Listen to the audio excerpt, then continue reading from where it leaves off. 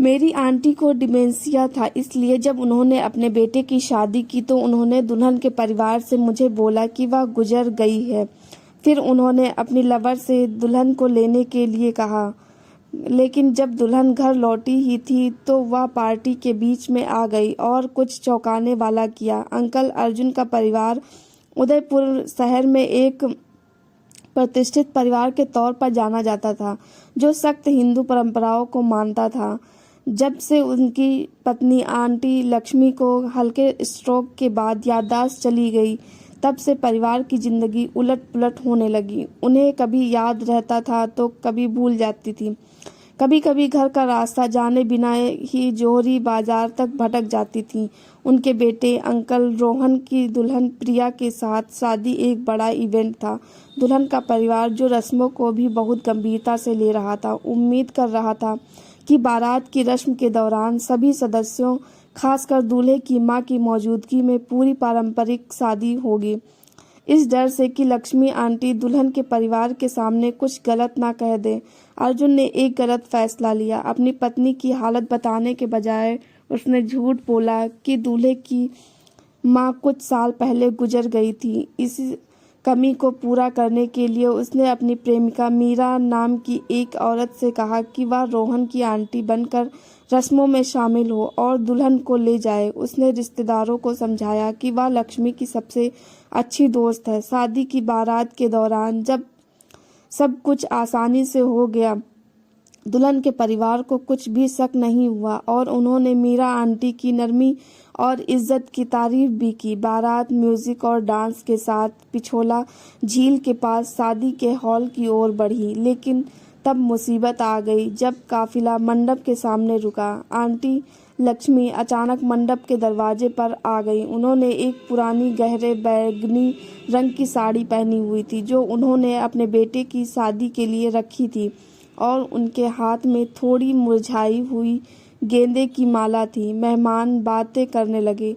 अरे, क्या दूल्हे की माँ मर नहीं गई? वह कौन है? क्या वह कोई रिश्तेदार है? अर्जुन और मीरा के चेहरे पीले पड़ गए। दुल्हन प्रिया अभी कार से उतरी ही थी और इससे पहले कि वह स्वागत की रस्म भी पूरी कर पाती, आंटी लक्ष्मी प्यार से मुस्कुराते हुए आई। क्या यह सही है प्रिया? मैं रोहन की माँ हूँ। तुम हमारी बहू बनने आई हो। मैं बहुत खुश हूँ। माहौल जम गया। प्रिया कंफ्यूज थी। हाँ, मैंने सुना है कि तुम गुजर गई हो। हर तरफ फुसफुसाहटें गूंज उठीं। अंकल अर्जुन उसे ले जाने के लिए आगे बढ़ने ही वाले थे, लेकिन उसने अपना हाथ झटक लिया। उसकी आवाज़ तेज और साफ थी। मैं अभी भी जिंदा हूँ। उसने मुझे मरने के लिए कहा ताकि दूसरी औरत दुल्हन के तौर पर मेरी जगह ले सके। कड़वी सच्चाई दिन के उजाले में सामने आ गई। मीरा उनके पीछे खड़ी थी। उसका चेहरा पीला पड़ गया था। अंकल अर्जुन कांप रहे थे, बोल नहीं पा रहे थे। असल में उस समय आंटी लक्ष्मी पूरी तरह होश में थी। उसे अपने बेटे की शादी का दिन साफ साफ याद था, और कैसे उसके पति ने उसके कमरे का दरवाज़ा बंद कर दिया था, यह कहते हुए कि ताकि वह खो ना जाए। वह चुपके से पिछले दरवाजे से निकली। मंडप तक पहुंचने के लिए काफ़ी दूर तक चली, सिर्फ इसलिए क्योंकि वह अपने बेटे का बड़ा दिन मिस नहीं करना चाहती थी।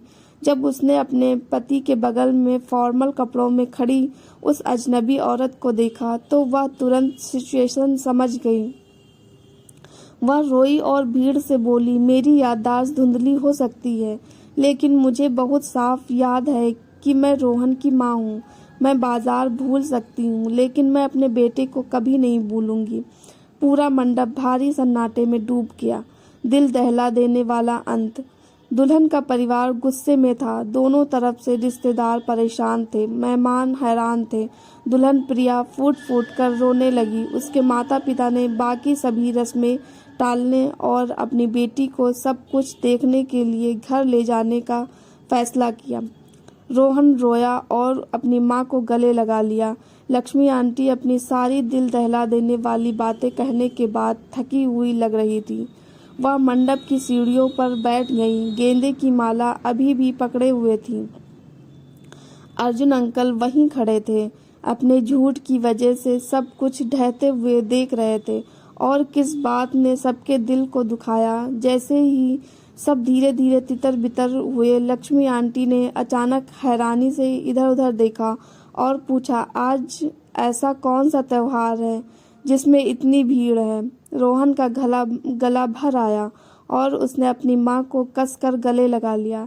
एक औरत कभी कभी अपनी ही यादों में खो जाती है, लेकिन उसका माँ जैसा दिल अभी भी इतना साफ होता है कि उसे पता होता है कि उसे अपने बच्चे के सबसे ज़रूरी दिन पर मौजूद रहना है। और बस उस एक पल की सफ़ागोशी में सारे झूठ सामने ला दिए। दोस्तों, आपको ये कहानी कैसी लगी कमेंट करके ज़रूर बताना। हमारे चैनल पर नए हैं तो चैनल को सब्सक्राइब करना। धन्यवाद।